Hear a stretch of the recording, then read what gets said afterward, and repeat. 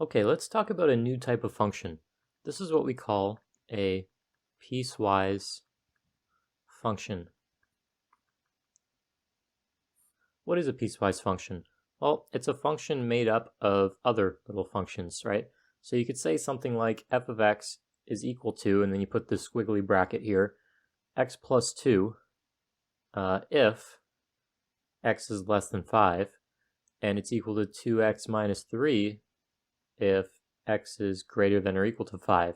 So depending on what x is equal to, you have two different functions, right? And you can illustrate what this looks like, and maybe this will help it make a little bit more sense.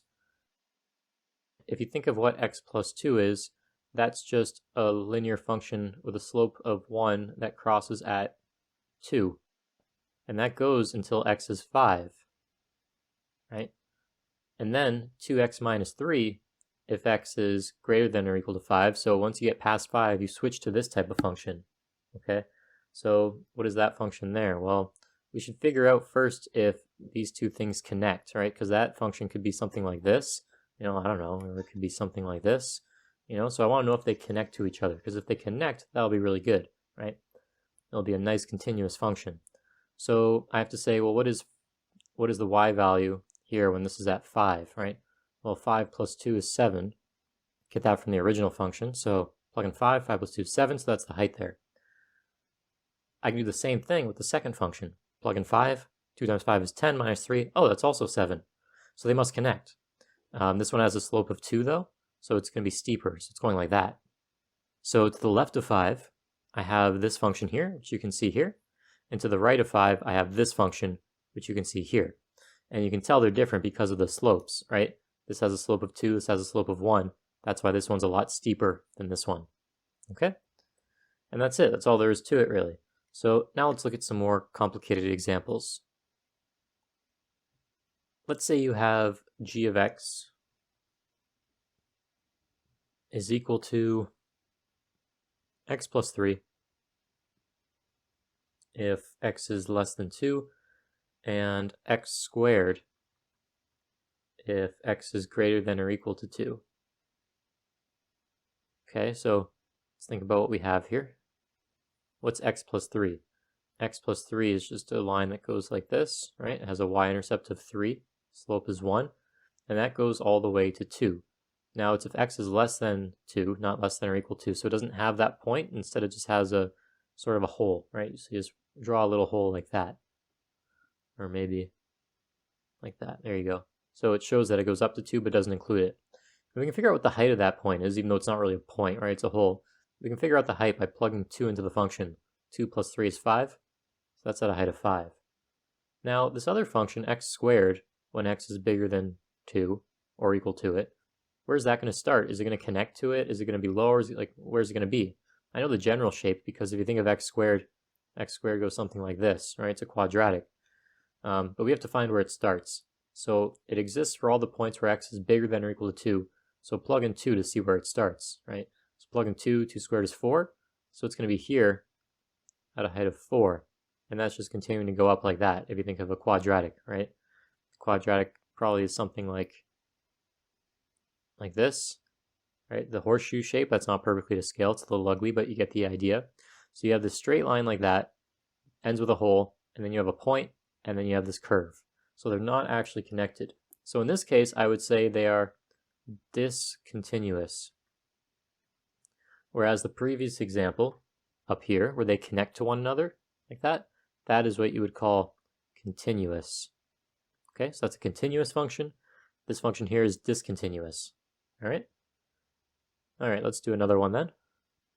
Let's say you have h of x equals, and I'm going to have a few here. I'm going to have x minus 2 if x is less than negative 2. I'm going to have the absolute value of x if x is greater than or equal to negative 2 but less than 6. And I'm going to have x squared if x is greater than or equal to 6. So let's see what this looks like.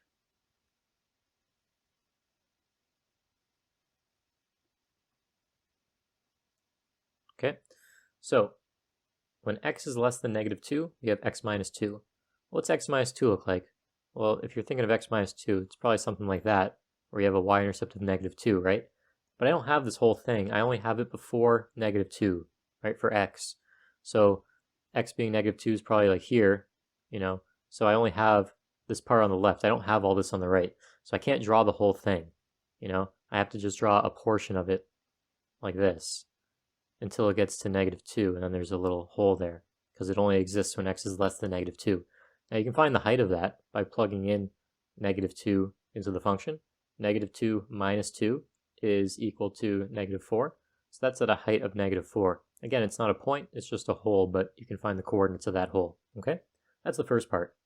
Now, we also have the absolute value of x when x is between negative 2 and 6. So you can plug in negative 2 into the function to see what the height of that is. Absolute value of negative 2 is just 2, right? Absolute value means you're taking the positive of the number. So at negative 2, you're up here at a height of 2. Okay? And the absolute value function goes like this, and then it goes like this. It's just a big V, right? So here you have 6, and that's going to be at a height of 6, because when you plug in 6, absolute value of 6 is just 6. There's a hole there because it's less than 6, not less than or equal to it. So it doesn't include the 6, so you have a little hole like that. Okay? Now the last part is x squared if x is greater than or equal to 6. So first we have to plug in 6 for x to see what the y value that would be. 6 squared is 36.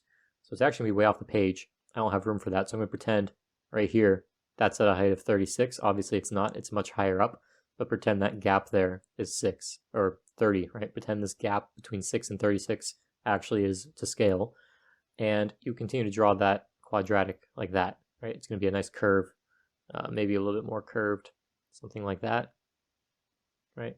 Just to illustrate the point. So this obviously isn't to scale. If you graph this using graphing technology, it'll look very similar, but it's obviously going to be more to scale, right? But I want to include it all on one little graph, so there's some liberty taken with that, okay?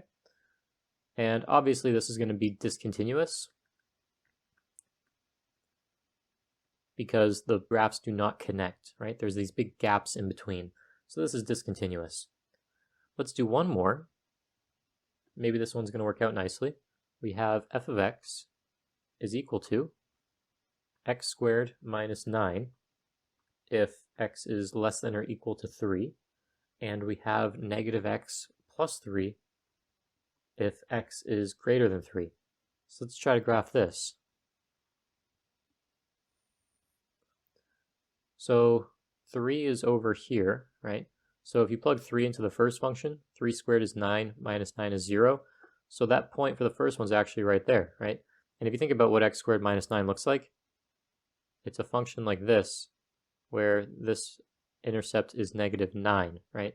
And normally this continues like that forever, but in this case, x stops at 3, so we don't have that remaining bit.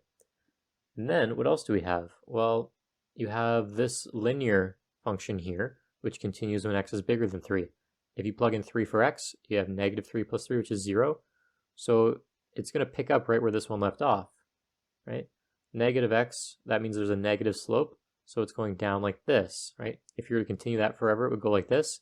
Negative x plus 3, it's a line with a y-intercept of 3, negative slope, so it's going down. So that makes sense, but we only have the part on the right when x is bigger than 3, so we only have this part, okay? And that's all you have to do. So you can try to draw both functions and then restrict, where they start and end based on these. But I like to just plug in the value for x, see where they end, and then see if they connect, right? In this case, we knew they connected because when you plug in 3 for each function, you get the same value. You get 0. So you know they are touching right here. And because of that, because they're connected, you could say that this is a continuous function. Okay, and that's it.